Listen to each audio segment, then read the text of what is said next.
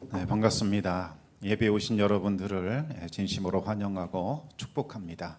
우리 청담교회는 은혜 가슴 솟는 교회, 부흥이 시작되는 교회입니다. 우리 하나님의 위로와 평강이 여러분과 또 여러분의 가정에 함께 하시기 바랍니다.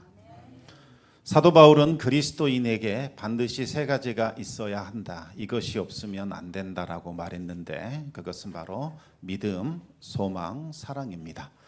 그리고 이 세 가지 중에서 가장 중요한 것, 그것이 사랑이다. 이렇게 말씀하셨습니다. 사랑이 없으면 사람이 방언과 천사의 말을 한다 할지라도 울리는 소리나는 구리와 울리는 꽹과리에 불과하다. 그렇게 말했습니다.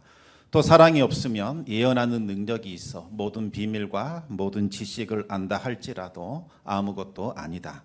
산을 옮길 만한 믿음이 있을지라도 아무것도 아니다. 그렇게 말을 했지요. 사랑이 없으면 모든 것을 내어주고 구제하고 자신의 몸을 불사르게 내어주는 희생할지라도 아무 유익이 없다. 그렇게 말을 했습니다. 하나님의 사랑이 우리 심령 속에 부어질 때에 그때부터 세상은 완전히 다른 곳으로 우리에게 다가오게 됩니다. 내가 알던 세상은 온데간데 없어지게 되고 아름답고 밝은 천국이 임하기 시작을 합니다. 찬송가 가사처럼 슬픔 많던 이 세상도 천국으로 바뀌게 되고 저 멀게 느껴졌던 하나님 나라가 내 심령 속에 이루어지게 되지요. 그리하여 높은 산이든 거친 들이든 초막이든 궁궐이든 아무 상관 없어지게 됩니다. 예수 그리스도 모신 곳, 그곳이 바로 천국이기 때문이지요. 사랑의 눈으로 우리가 세상을 바라보기 시작하면 모든 피조물에 하나님의 영광과 신비와 영광과 능력이 깃들어져 있다는 사실을 깨닫게 됩니다.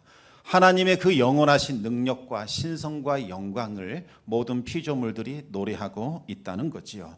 그런데 인간의 교만, 탐욕, 그리고 어리석음이 썩어지지 아니하는 하나님의 영광을 썩어 없어질 것들과 바꿔버렸습니다. 그리고 어리석게도 하나님의 진리를 거짓 것으로 바꾸었고 피조물을 하나님보다 더 높이며 경배하게 된 겁니다. 그리하여 이 세상은 더 이상 아름답게 보이지 않습니다. 기쁘지도 않고 즐거움도 없습니다. 끝을 모르는 이 슬픔, 알 수 없는 허무함, 공허함이 우리의 영혼을 짓누르게 되지요. 그리고 죄짐에 눌려 신음하며 살아가게 됩니다. 그러나 십자가 사랑을 깨닫는 그 순간 하나님을 알게 되고 이 세상을 가득 채운 하나님의 사랑과 영광과 신성을 우리가 깨닫게 됩니다. 인도의 유명한 시인 타고르는 부유한 영주의 아들로 태어났다고 합니다. 그가 소유하고 있는 영주 한복판에는 강이 유유히 흐르고 있었습니다. 그 강은 우거진 숲으로 둘러싸여 있었고 고요하고 한적했습니다. 그래서 타고르는 지붕이 달린 나룻배를 타고서 몇 달씩 아름다운 강 위에서 시간을 보내곤 했습니다. 보름달이 떴던 어느 날 밤 타고르는 나룻배 안에 앉아서 촛불을 켜놓고 크로체라고 하는 철학자의 논문을 읽고 있었습니다. 크로체라는 철학자는 아름다움, 이것을 깨닫기만 하면 모든 진리를 발견할 수 있다. 그렇게 주장하던 철학자입니다. 타고르 역시 아름다움, 미에 심취되어 있었기 때문에 아름답고 미학적인 삶을 살고자 애를 쓰고 있었습니다. 그런데 이 크로체의 미학 논문이 너무나 어렵고 난해했기 때문에 조금 읽다가 그만 피곤함을 느끼게 됩니다. 타고르는 책을 덮고서 촛불을 끈 후에 잠자리에 들려고 했습니다.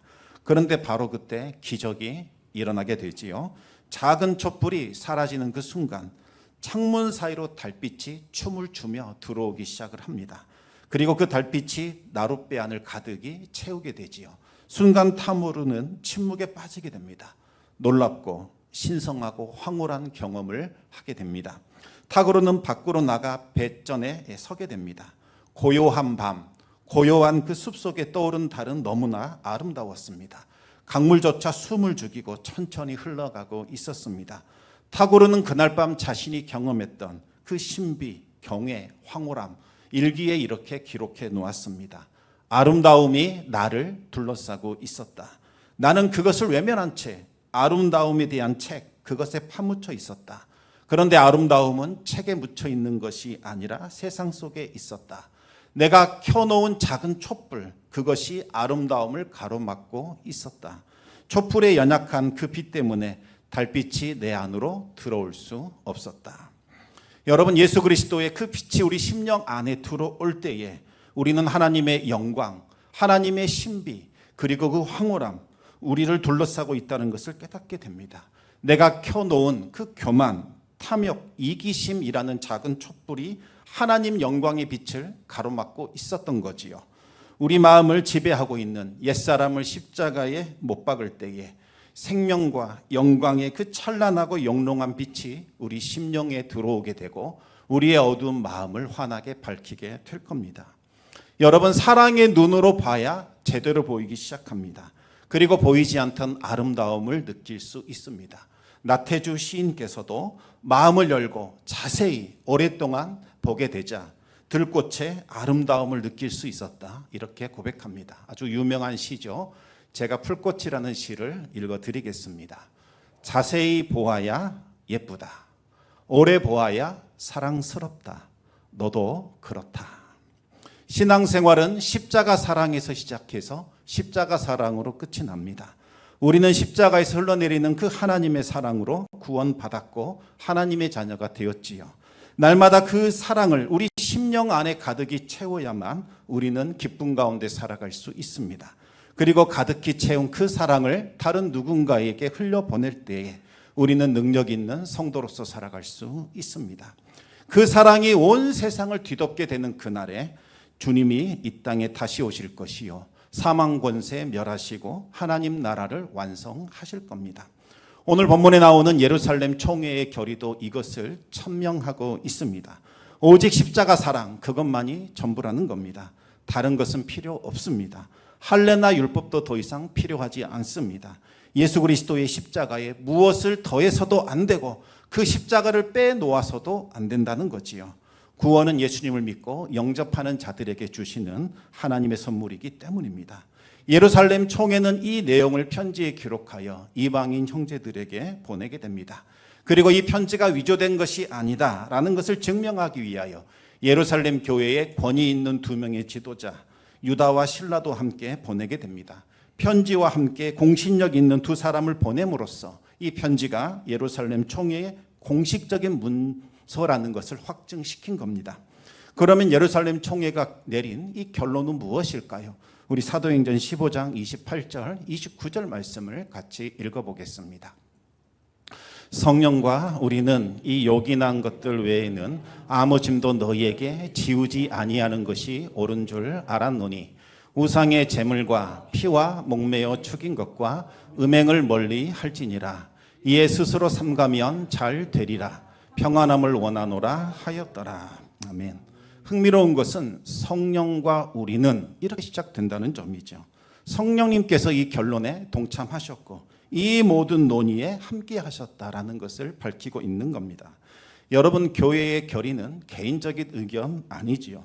공동체가 민주적 결자에 의해서 다수결로 정해놓은 사람의 견해도 아니라는 겁니다. 성령께서 그 자리에 함께 계셨고 하나님의 뜻을 따라 결정되는 겁니다. 성령에 의한 것임을 밝히고 있습니다. 예수님은 교회에게 메고 풀 수 있는 권세를 맡겨주셨습니다. 우리 마태복음 16장 19절 말씀을 같이 읽어보겠습니다. 내가 천국 열쇠를 내게 주리니 내가 땅에서 무엇이든지 매면 하늘에서도 매일 것이요 내가 땅에서 무엇이든지 풀면 하늘에서도 풀리리라 하시고. 아멘.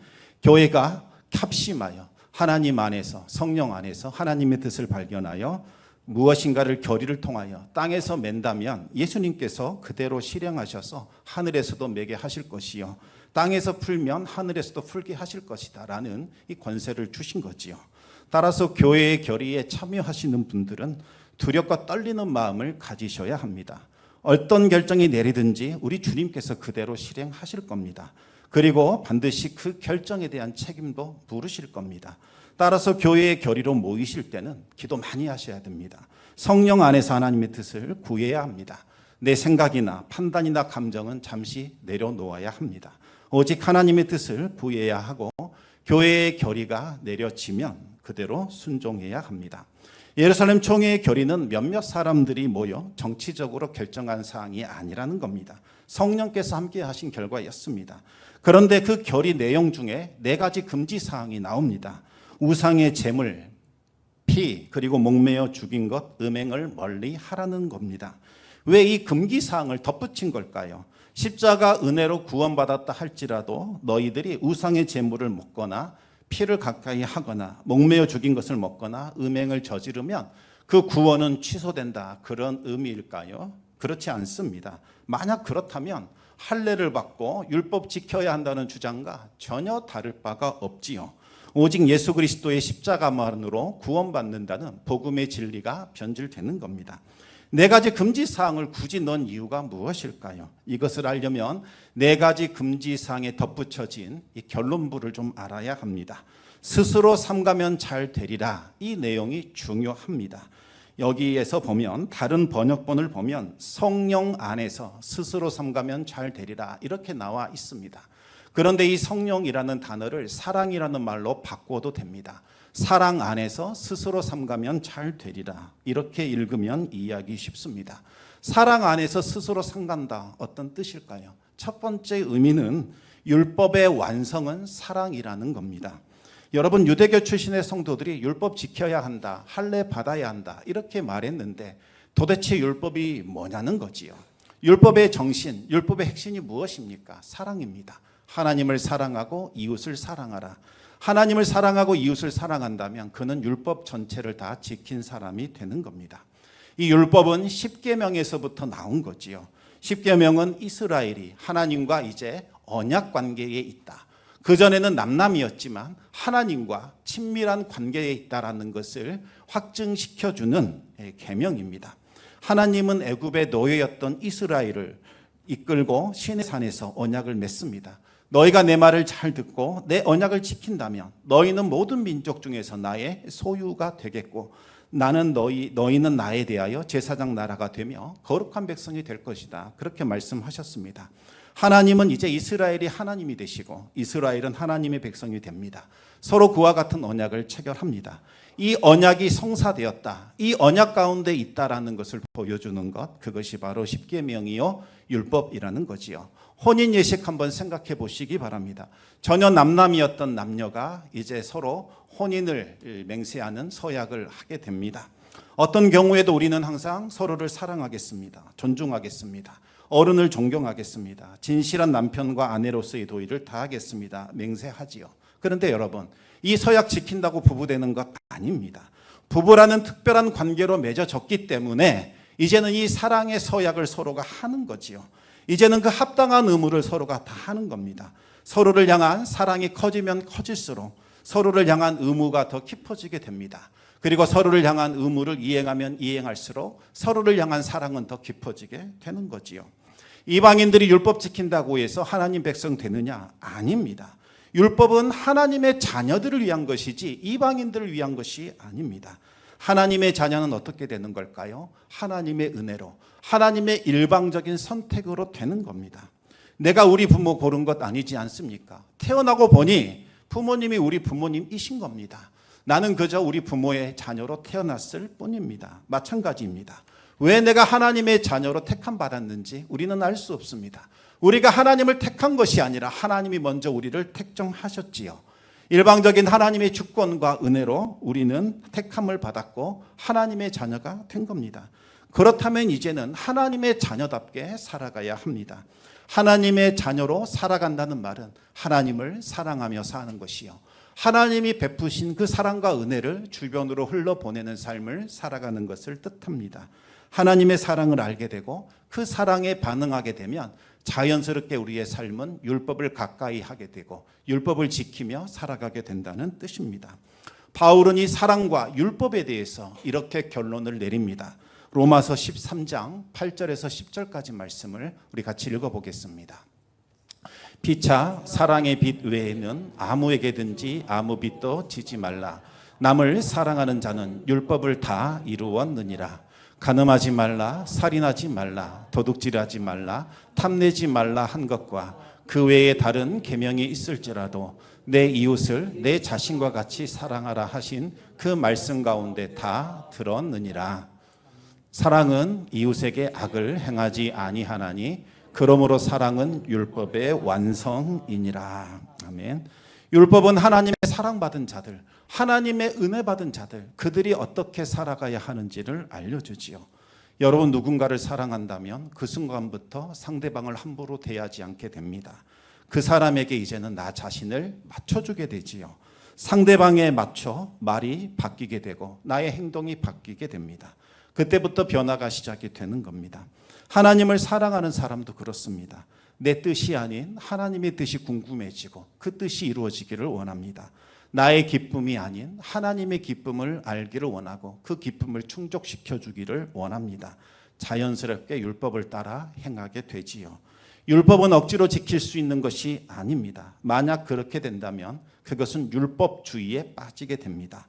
율법주의가 무엇입니까? 율법을 가지고서 나와 상대방을 죄이고 억누르고 괴롭게 하는 것, 그것을 말하는 거지요. 만약 율법을 제대로 지키고 싶다면 먼저 하나님을 사랑하셔야 합니다. 구원받고 싶어서 어쩔 수 없이 계명을 지키는 것이 아닙니다. 하나님께로부터 받은 은혜와 사랑이 너무나 크고 감격하여 기쁨 가운데 하나님의 말씀을 지키는 겁니다. 두 번째 의미는 진정으로 사랑한다면 상대방을 배려하라는 겁니다. 김창욱 교수가 지은 생강나무에 나오는 내용입니다. 50년을 함께 살았던 70살이 넘은 부부가 닭다리 하나 때문에 서로 이혼을 하게 됩니다. 자녀 모두 다 출가시키고 둘만 남은 부부가 치킨을 시켰습니다. 할아버지는 할머니에게 이 물을 담을 그릇 가져오라 이렇게 말을 했고, 할머니는 주방에서 그릇을 가져옵니다. 그 사이 할아버지는 TV를 보면서 자신도 모르게 무심코 치킨을 먹게 되지요. 할머니는 치킨 봉지를 이리저리 뒤지다가 소리를 꽉 질렀습니다. 내가 당신 같은 사람과 50년을 살았다니.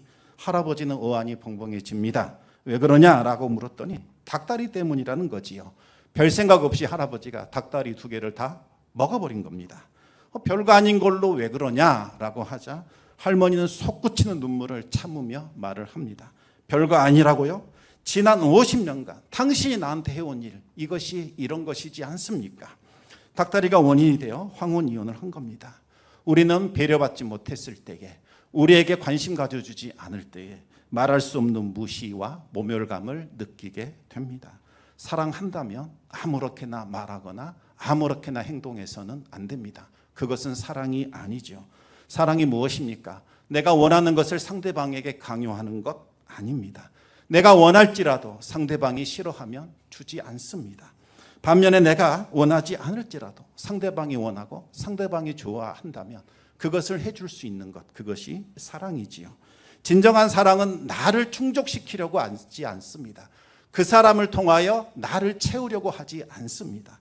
오히려 사랑의 대상인 상대방을 위하여 내가 낮아지고 희생하고 그 사람을 채워주는 것, 이것이 사랑이요 배려입니다. 사랑하면 사랑할수록 상대방에 매이게 됩니다. 억지로 매이는 것이 아닙니다. 자발적으로 그 매이는 것이 너무나 기뻐서 그렇게 하는 거지요. 그래서 사랑의 노예라는 말이 나오게 된 겁니다. 우상의 제물, 피, 목매어 죽인 것, 음행, 이방인 사회에서는 당시 이것이 일상이었습니다. 로마 제국은 넓고 광대한 영토를 통치하기 위하여 황제 숭배를 도입하게 되지요. 마치 일본이 식민 통치를 위하여 신사참배를 강요했듯이 로마 제국도 황제 숭배를 시행했습니다. 그러면서 말합니다. 황제 숭배는 종교가 아니다. 국가 예식이다. 이렇게 주장을 하지요. 그들은 황제 숭배를 위한 지원을 아끼지 않습니다. 황제 신전을 유치하면 세금 감면, 각종 지획, 지원과 혜택까지 다 부여해 줍니다. 그래서 그 도시의 관리들과 시민들은 황제 신전을 유치하기 위하여 정말 열을 올렸습니다. 그리고 황제 숭배에 남다른 열정을 보였던 겁니다. 사회적인 지위와 신분을 얻기 원하는 사람들은 황제 숭배뿐만 아니라 그 지역에서 주관하는 각종 우상 숭배에 적극적으로 참여하게 됩니다. 하지만 유대인들은 우상 숭배를 비롯한 각종 우상 숭배를, 황제 숭배를 비롯한 각종 우상 숭배를 적극적으로 반대했습니다. 그 이유는 우상 숭배에 빠져 나라를 잃어버렸던 뼈아픈 기억과 경험이 있었기 때문이죠. 그들은 바벨론 제국에게 나라를 빼앗겼고 70년간 극심한 고통 가운데 지내야 했습니다. 그들은 포로 생활 중에 우상 숭배가 얼마나 큰 죄악인지를 깨닫게 되고 철저히 회개하게 됩니다. 그들은 이방 땅에 회당을 짓고 철저히 율법 지키며 신앙을 지켜나가게 됩니다. 하나님께서는 약속하신 대로 70년이 지나자 그들을 해방시켜 주셨고 그들은 다시 고국으로 돌아올 수 있었습니다. 느헤미야와 에스라와 같은 지도자들의 헌신과 노력으로 황폐해버린 그 땅에 하나님의 성전을 지을 수 있었고 다시 시작할 수 있었지요. 그들은 율법 중심으로 살았고 두 번 다시는 우상 숭배에 물들지 않으려고 했습니다. 어떤 핍박과 압제가 온다 할지라도 우상 숭배만큼은 일절 타협하지 않았습니다. 이 전통이 이어져서 유대인들은 우상 숭배의 자리에 들어가지 않았고 우상에게 바친 음식도 일절 먹지 않았습니다. 그런데 이 황제 숭배와 지역 우상 숭배가 끝나게 되면 제사에 사용되었던 그 고기들이 널리 시장에 유통되기 시작합니다. 그런데 평소보다 훨씬 저렴하게 유통되었기 때문에 평소 고기를 먹을 수 없었던 가난한 사람들도 그 고기를 맛볼 수 있었습니다. 그래서 황제 축제나 지역 축제가 시작이 되면 사람들에게 큰 인기를 끌었던 겁니다. 하지만 유대인들은 이 고기마저 거부하게 됩니다. 우상에게 바쳐진 것이기 때문에 일단 부정합니다. 그리고 제사에 사용된 고기는 유대인들처럼 피를 다 빼낸 고기가 아니라 목을 매달아 죽인 고기이기 때문에 피가 그 안에 고여 있었습니다. 그래서 그 고기를 먹게 되면 피도 같이 먹게 되는 거지요. 피채로 먹지 말라는 율법의 음식 규정을 어기게 되는 겁니다. 그래서 우상의 제물, 피, 목매어 죽인 것을 멀리 한 겁니다. 또 이 황제 숭배를 비롯한 이방들의 우상 숭배에는 반드시 음행이 수반되어 있었습니다. 신전에는 창녀들이 흰옷을 입고 사람들을 웃으며 맞이했습니다. 우리는 신에게 드리는 제사 생각하면 뭔가 경건하고 엄숙하고 뭔가 다를 것 같지만 이들이 드리는 제사는 매우 감각적이었고 향락적이었고 음란했습니다. 그런데 바로 그 음행을 국가와 도시가 주관을 한 겁니다. 널리 장려해서 합법으로 만들어버렸습니다. 제사의 자리만 음행이 이루어졌겠습니까? 그 시대의 음행은 너무나 자연스러운 것이었습니다. 음행을 저질러도 누구 하나 손가락질하지 않았습니다. 로마 귀족들은 공공연하게 내연녀를 다 두고 있었고 많은 여인을 거느림으로써 자신의 부와 재물과 권세와 또 자신의 매력을 널리 드러낼 수 있었습니다. 안타까운 것은 우리나라도 점차 이와 같은 모습으로 이와 같은 문화로 흘러가게 된다는 거지요. 이제는 더 이상 음행에 관하여 사회적인 부조리와 그 문화에 대해서 손가락질하지 말라는 겁니다. 그러면 그것이 차별 금지에 해당된다. 이와 같은 입법이 시도되고 있습니다. 더욱더 우리가 깨어 기도할 때이고 하나님의 백성답게 깨어 살아가야 할 때입니다. 여러분, 성도덕이 무너집니다. 쾌락적이고 향락적인 문화가 판칩니다. 어떤 일이 벌어질까요? 수많은 사생아들이 태어나게 되지요. 당시 성인이 되기 전까지 아이들은 거의 종이나 다름없었고 물건처럼 취급이 되었습니다. 아버지 마음에 들지 않으면 이 아이들은 밖에 내다버려도 죄가 되지 않았습니다. 얼마나 많은 아이들이 버려졌겠습니까? 아이들의 시체로 쌓인 골짜기가 있었다고 합니다. 유대인들의 눈에 보기에는 이 땅은 소돔과 멸망의 도성인 고모라와 같이 보였을 겁니다. 유대인들은 우상 숭배와 함께 음행을 가장 큰 죄악으로 여기며 멀리했습니다. 이것은 하나님의 백성에게 합당하지 않기 때문이지요. 만약 이방인들이 십자가 은혜로 하나님의 자녀 되었다면 마땅히 이와 같은 죄악을 멀리하라는 겁니다. 이것은 그리스도 안에서 형제된 유대인 성도들을 위한 최소한의 배려요, 그들을 향한 사랑의 표현이라는 겁니다. 그리스도인의 자유가 무엇입니까? 마음대로 죄짓고 마음대로 쾌락과 향락을 누릴 수 있는 자유가 아닙니다.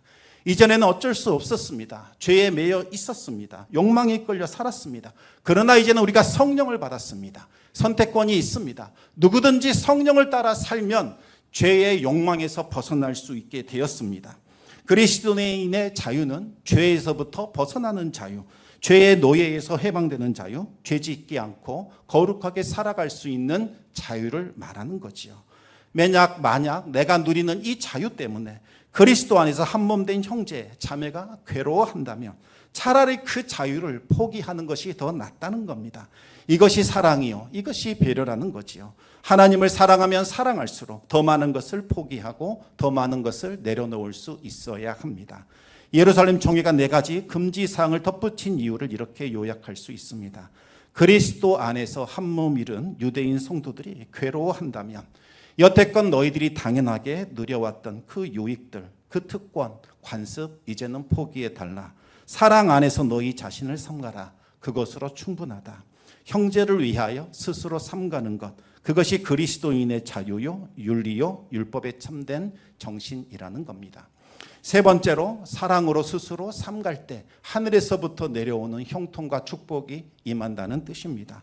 여러분, 세상은 말합니다. 속여라, 움켜쥐라, 빼앗으라. 그와 같은 자가 잘 된다 주장을 합니다. 야곱도 그런 줄 알았습니다. 그래서 하나님의 축복도 속이고 움켜쥐므로써 얻으려고 했습니다.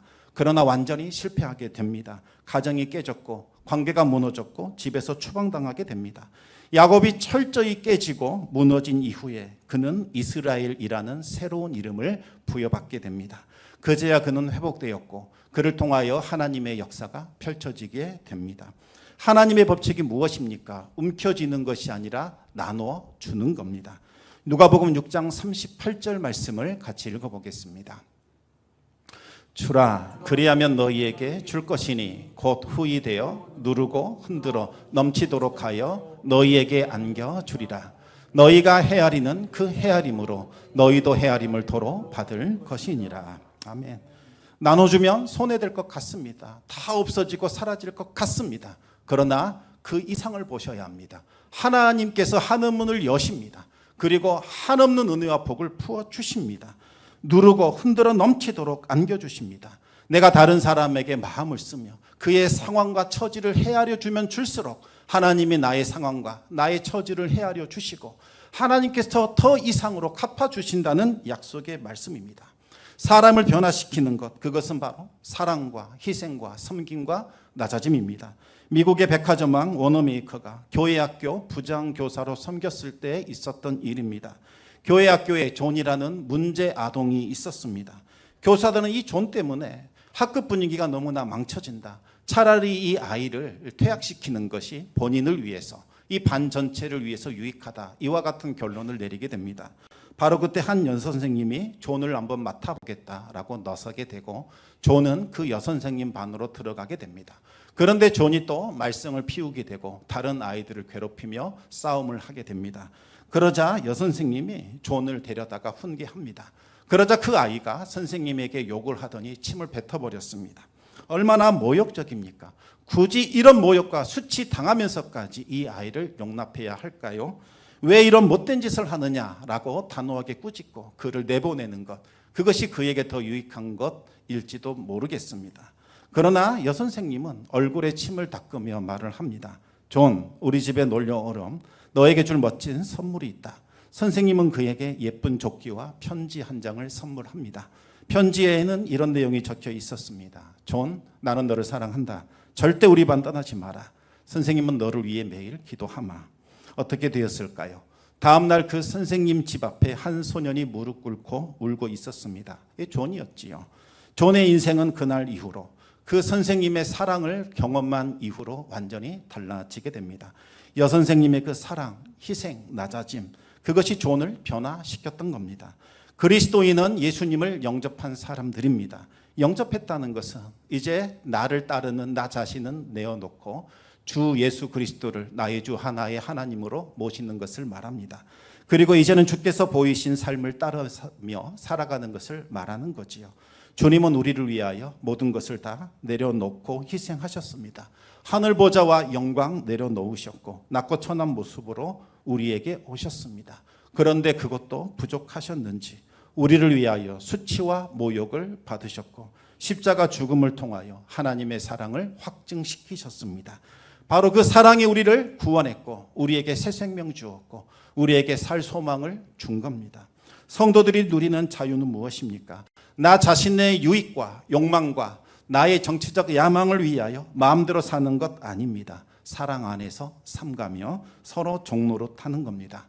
갈라디아서 5장 13절에서 15절까지 말씀을 우리 마지막으로 같이 읽어보겠습니다. 형제들아, 너희가 자유를 위하여 부르심을 입었으나 그러나 그 자유로 육체의 기회를 삼지 말고 오직 사랑으로 서로 종 노릇하라. 온 율법은 내 이웃 사랑하기를 내 자신같이 하라 하신 한 말씀에서 이루어졌나니 만일 서로 물고 먹으면 피차 멸망할까 조심하라. 아멘. 여러분, 신앙생활의 핵심이 무엇이겠습니까? 자기 주장 아닙니다. 사랑 안에서 나 자신을 삼가는 것, 바로 그것이지요. 내가 받은 하나님 사랑 때문에 내가 누릴 수 있는 자유와 유익과 특권과 자존심 포기하고 내려놓는 겁니다. 때로는 멸시감을 느낄 수 있습니다. 자존심 상하고 때로는 모욕과 수치심을 느낄 수도 있겠지요. 그러나 주님의 큰 사랑을 받았으니, 우리 주님이 우리를 위하여 그렇게 하셨으니 우리도 그렇게 살아가는 겁니다. 그런데 바로 그 순간 반전이 일어납니다. 하늘이 열립니다. 하늘의 부요함과 풍성함과 존귀함과 능력과 권세가 우리에게 덧입혀지게 되지요. 그러면서 우리의 모든 일들이 순조롭게 풀리고 형통한 일들이 나타나게 됩니다. 이것이 날마다 성도들이 경험해야 할 하늘의 기적이요, 신비요, 능력이라는 겁니다. 세상은 알 수도 없고 세상은 줄 수도 없지만 우리가 그리스도 안에서, 성령 안에서 스스로 삼가며 우리 자신을 지극히 낮출 때에 하나님만이 주실 수 있는 놀라운 은혜가 우리에게 임하게 된다는 겁니다. 그 하나님의 사랑과 그 은혜를 날마다 마음 깊은 곳에 새기시기 바랍니다. 그리고 사랑 안에서 스스로 삼가며 서로 종노릇하시기 바랍니다. 그리하여 날마다 하나님의 풍성한 은혜와 축복이 함께 하시기를 우리 주님의 이름으로 축원합니다. 기도하겠습니다.